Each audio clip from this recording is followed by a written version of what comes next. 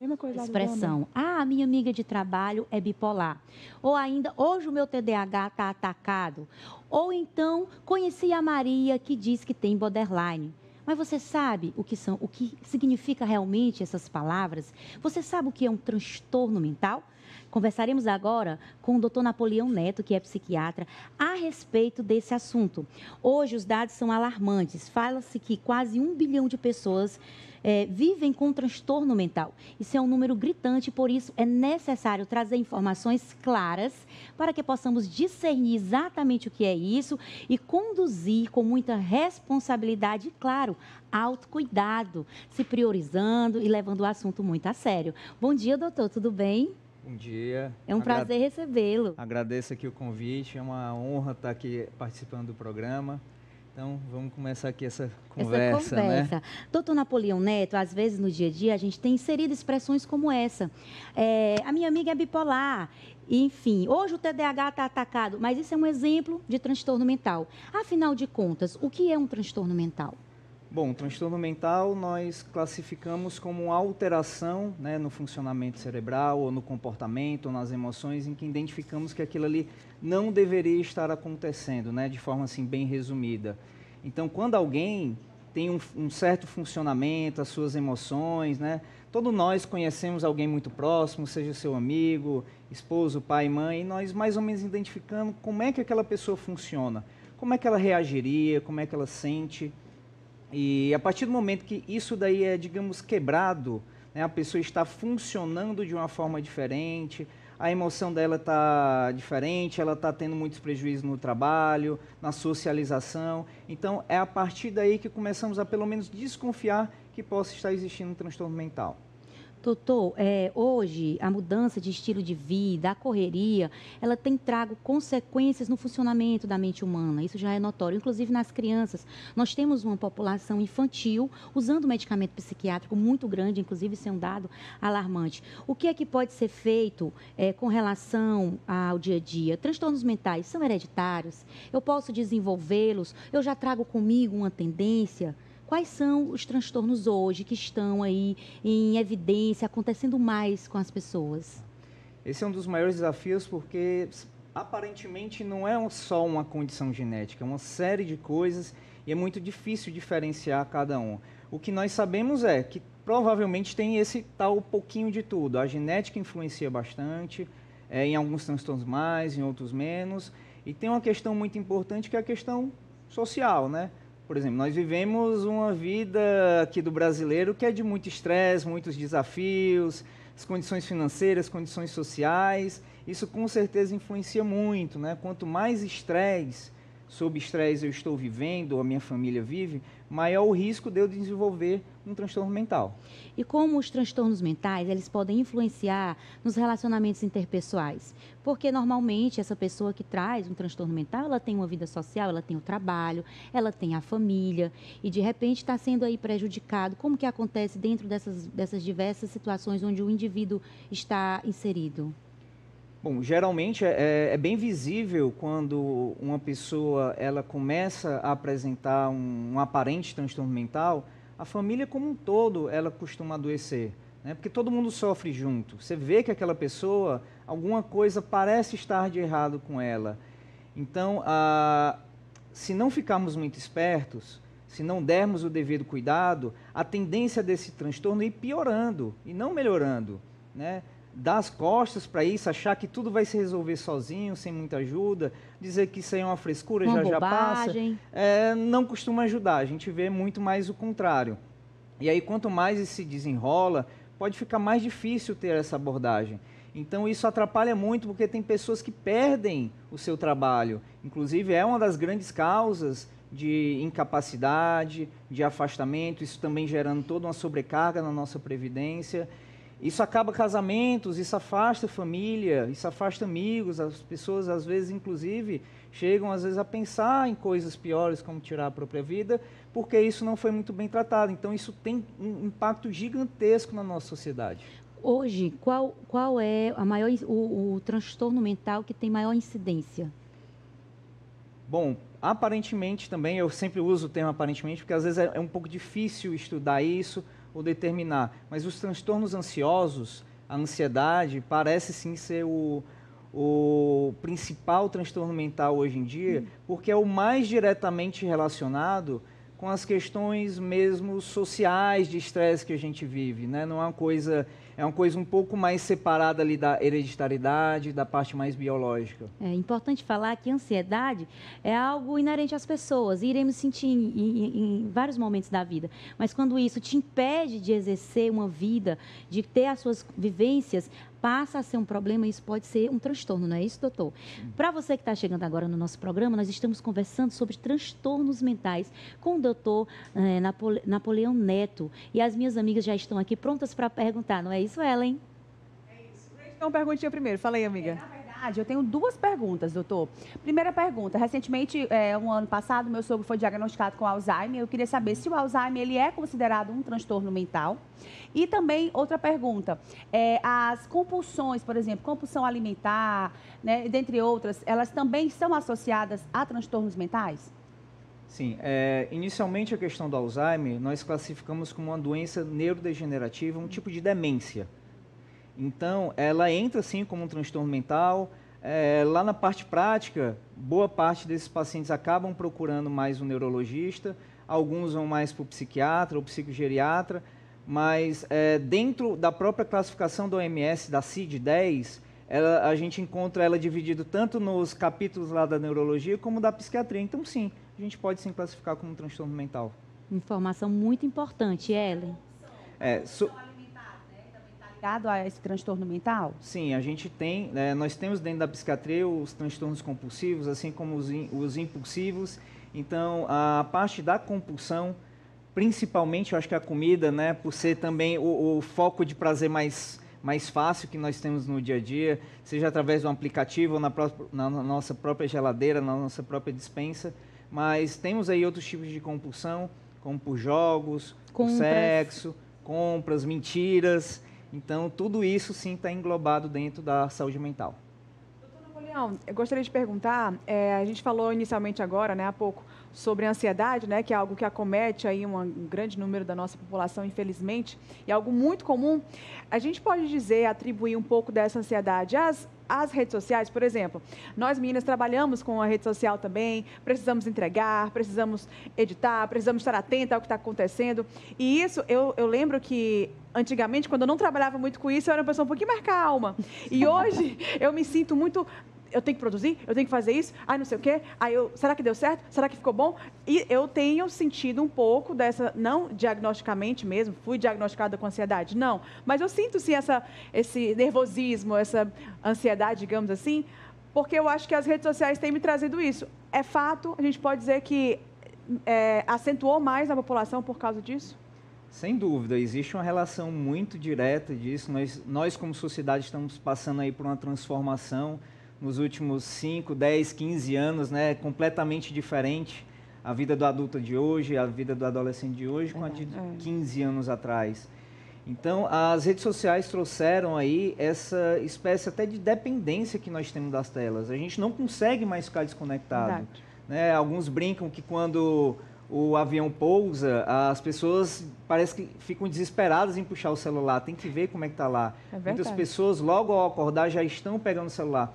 Então, a vida moderna tem nos exigido isso, e aí ficamos conectados o dia todo, e aí essa sensação de alerta nos faz ficar mais ansioso, mais irritado, dormindo pior, procurando alimentações mais rápidas, porque a gente está com pouco tempo. Isso, com certeza, vai influenciar na saúde física e na saúde mental.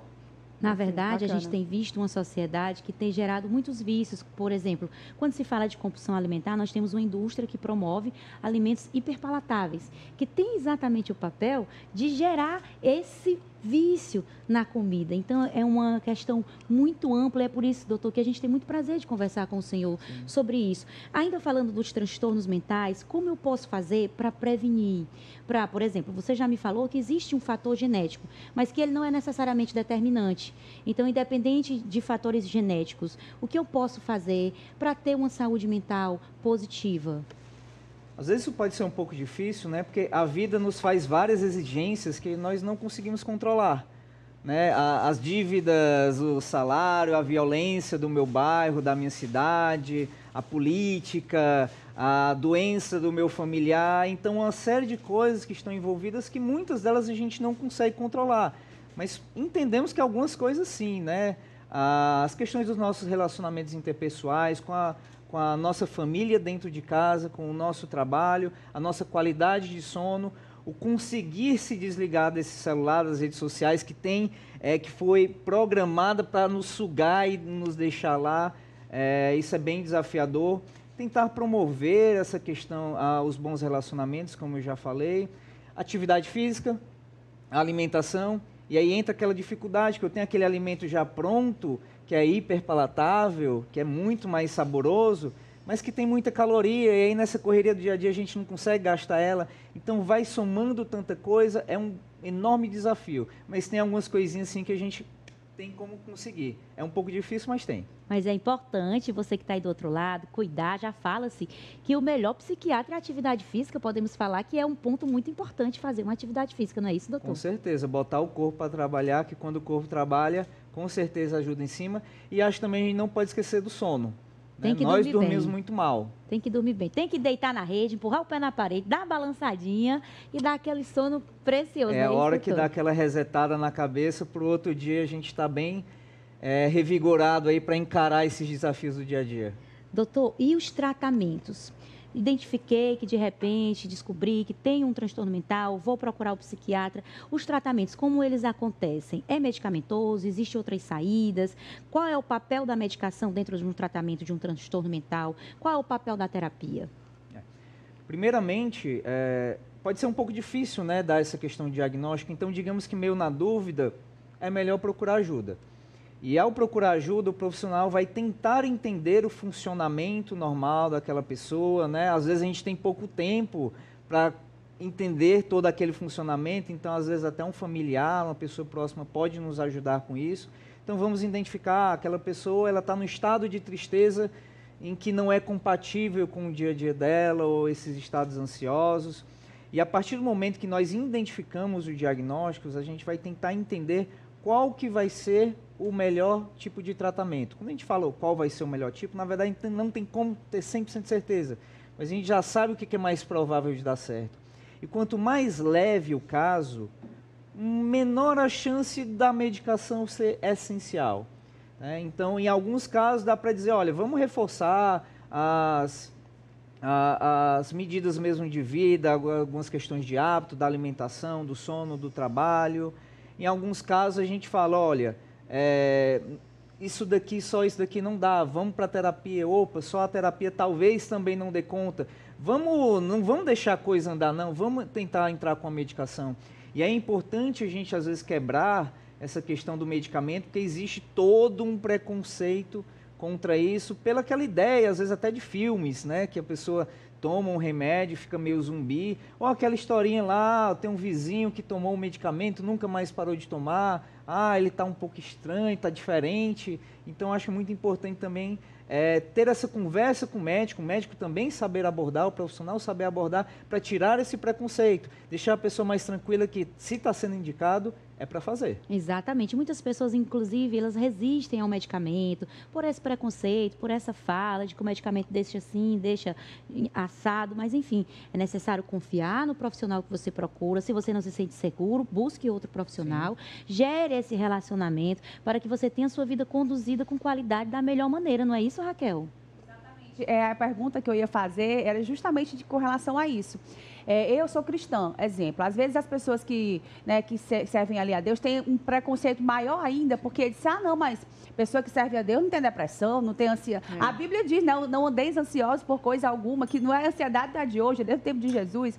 Mas o que eu quero dizer assim, existe realmente ainda esse preconceito em rodas mesmo de amigas conversando, a pessoa, assim, até em falar que foi procurar um profissional, um psiquiatra, porque a pessoa já fica com aquela, né, não, mas vai pensar que eu sou doida, ou vai pensar, e é importante mesmo a gente entender que assim como se eu sinto uma dor na minha mão, vou procurar um ortopedista, nessas questões que nem é palpável muitas vezes, é importante procurar um profissional. E doutor, a minha pergunta tem crescido, eu acredito que sim, essa resposta é até bem óbvia, a procura de de tantas pessoas nesse sentido de realmente poder lidar com suas emoções. A gente viu aí, né, de uma forma lúdica, aquele filme Divertidamente, mostrando as emoções. E é lúdico, mas ao mesmo tempo ele é profundo. Se você for ver mesmo, né, você entrar ali dentro da cabeça, eu acho que é isso que o psiquiatra faz de uma forma mais profissional, obviamente. Mas essa procura, né, por consultas, esse uso também exacerbado de muitas medicações, muitas vezes a pessoa não procura o psiquiatra, vai por conta própria comprar o remédio, faz automedicação ou começa a ficar dependente dessa medicação porque não tem um acompanhamento. Então, a pergunta é essa, né, se tem crescido essa procura por conta de tantos fatores, como você já falou aí, né, no início da entrevista. Sim, a procura tem aumentado por alguns motivos, né? A sociedade hoje provavelmente é um pouco mais estressante do que a sociedade aí de algumas décadas atrás.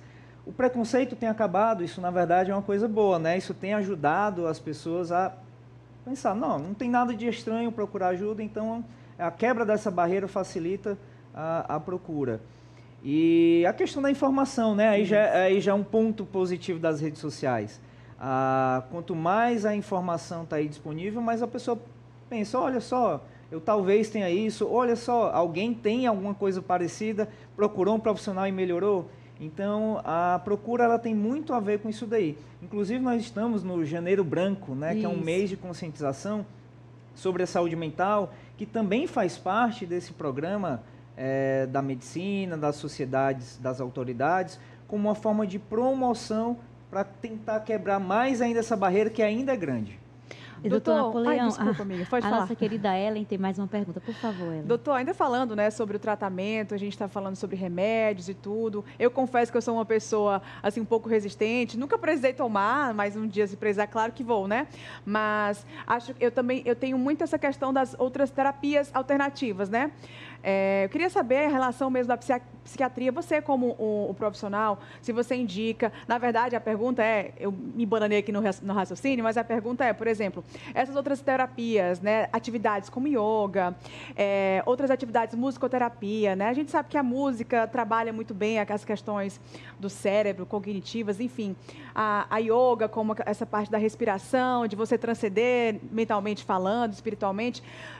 qual a relação dessas terapias alternativas com a psiquiatria, né? E o que elas fazem com o cérebro a ponto de realmente nos trazer esse momento de relaxamento, né? Esse estado de espírito mais relax, digamos assim. Vale a pena trazê-las para o seu dia a dia? Tá.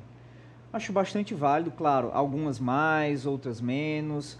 A psicoterapia, que não é uma terapia alternativa, na verdade, ela já mostra muita coisa, mas aí as tais terapias alternativas que às vezes colocam como acupuntura, microfisioterapia. Microfisioterapia, são chamadas de alternativas por causa das evidências que nós temos. Às vezes, nós temos poucos estudos, poucas evidências, o que não significa que não funciona. Mas pode ser um pouquinho complicado você estar indicando algo que também não se sabe se é boa, se é ruim, o quão boa é para cada caso.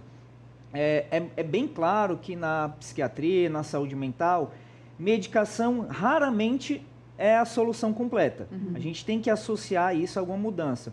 Às vezes a medicação é muito mais importante naquele comecinho para dar aquele empurrão e a pessoa começar a se organizar para poder iniciar a atividade física. Essas outras terapias alternativas, elas, digamos que tem muito mais chance de ajudar do que atrapalhar. E às vezes a gente consegue dar pelo menos ali uma orientação de que, faz uma atividade mais relaxante, faz uma atividade mais voltada ali para o gasto de energia, para se desligar um pouco do teu trabalho, dos teus problemas. Então dá sim para a gente considerar algumas delas. E aí é importante também que o paciente divida isso com os profissionais para que a gente dê pelo menos aí algumas orientações. Sim. Doutor Napoleão, para encerrar a nossa conversa, eu entendo que saúde mental tem a ver com a autorresponsabilidade. De repente você está aí do outro lado ouvindo essa conversa, está se sentindo deprimido há muito tempo, não tem se visto, não tem se olhado. E a nossa vida nunca é só nossa.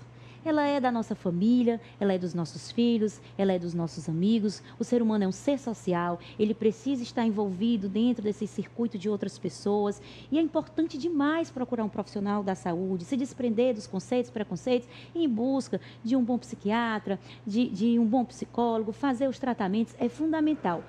Mas, além disso, qual é o papel da família? Porque muitas vezes o paciente está em uma situação de dificuldade tão grande que ele não consegue nem dar o primeiro passo.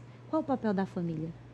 Entendemos que a família geralmente é quem está mais próximo, né? Quem está lá vivendo. E muitas vezes está vivendo coisas que o amigo que você vê ali só no final de semana não vê, né? Às vezes você está ali numa mesa de bar, por exemplo, e você está dando uma forçada para se sentir bem, para não dar uma contaminada no ambiente, as pessoas não percebem, mas quem está... essa máscara é difícil manter por muito tempo e às vezes é o familiar quem vai conseguir enxergar alguma coisa. Então o familiar, ao identificar que as emoções do paciente não estão muito coerentes, ou que ela está muito estressada, muito irritada, não está dormindo, não quer comer, ou está comendo demais, ou está, enfim, está tendo aí uma série de alterações, acho que o familiar é o primeiro, né, que vai identificar e que tem que sugerir e dar uma mãozinha e às vezes, quem sabe, né, devido a toda essa resistência, dizer, não, eu vou com você. Você quer que eu vá lá marcar? Você quer que eu procure? Vamos lá, eu te ajudo. É a né? rede de apoio. É a rede de apoio. Que acho que os familiares costumam ser as principais. A nossa conversa está tão agradável e necessária, doutor, que nós temos participação das nossas telespectadoras. Vamos conferir agora, através do nosso WhatsApp? Bom dia, doutor. Eu tenho depressão. A ansiedade, bipolaridade e esquizofrenia desde 2014. Me chamo Jaqueline e estou tentando conseguir o laudo dos médicos que ainda não querem me dar. Situação delicada, né? Uma pessoa que traz tantas questões. E aí, doutor, nesse caso, como que faz? Olha, parece um caso difícil de avaliar só por isso daí, né? Porque colocou aí 4 diagnósticos. Alguns deles talvez sejam incoerentes, outros podem ser mais importantes. Então, em primeiro lugar, é bom a gente dar uma reavaliada nisso daí. Buscar um identificar profissional. se são 4 diagnósticos, são Sim. 2, são 1. E às vezes o fato de ser 4 diagnósticos não significa que é mais grave do que só um. Às vezes eu tenho um que já traz um pacote ali de dificuldades um pouco maior. Entendemos que a saúde mental, ela é de difícil acesso. A gente tem que reconhecer isso daí, Verdade. tá? Seja por falta de profissionais, seja pela questão dos convênios, a questão da saúde pública, a gente já não tem uma das melhores, a demanda é muito grande. Então, o contato com o profissional, o acesso ao profissional é realmente difícil, nós temos que entender. Estamos também, como sociedade médica, sempre procurando o contato ali com a parte política, para ver se a gente consegue ficar mais próximo ali da população. E ao identificar esse diagnóstico, esses prejuízos, o médico tem que fazer ali o detalhamento, passar ali para o papel, para até que se a pessoa precisar, ir atrás dos direitos dela. Claro. Mas isso só faz com avaliação. É verdade. É muito importante se conectar com o profissional. O profissional da área da psiquiatria, ele precisa ter um determinado vínculo terapêutico com o paciente para que esse relacionamento possa fluir. Então, procura mesmo. Vai aqui, não conseguiu, procura um outro profissional até você achar aquele lugar seguro, onde você encontre o que você precisa para cuidar da sua saúde. Doutor, eu quero agradecer pela sua participação maravilhosa aqui no nosso programa. Quero que o senhor volte mais vezes. Estou à disposição. Que essas informações sejam divulgadas com muita leveza, clareza e, é claro, em um ambiente seguro com um profissional como o senhor. Afinal de contas, muitas vezes a gente recebe as informações equivocadas, erradas, e acaba estabelecendo aí conceitos precipitados.